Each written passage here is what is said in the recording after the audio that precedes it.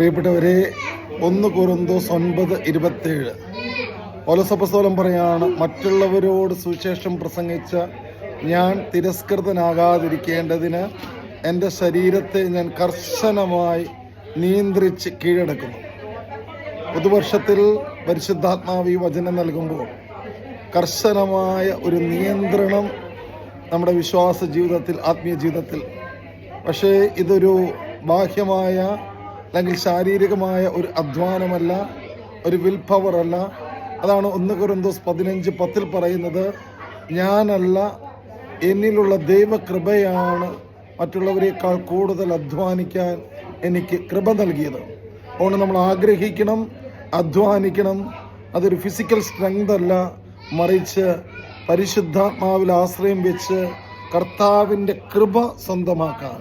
കർത്താവിൻ്റെ കൃപ ഒഴുകുമ്പോൾ എല്ലാ മേഖലകളിലും നിയന്ത്രണം വരും, എല്ലാ മേഖലകളിലും ആധിപത്യം വരും.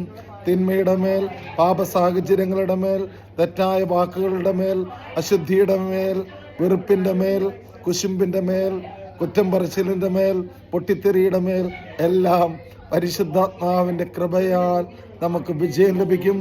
അങ്ങനെ വിജയം ലഭിക്കുന്ന ഒരു അനുഗ്രഹത്തിൻ്റെ, കൃപയുടെ വർഷം നമുക്കെല്ലാവർക്കും ഉണ്ടാകട്ടെ.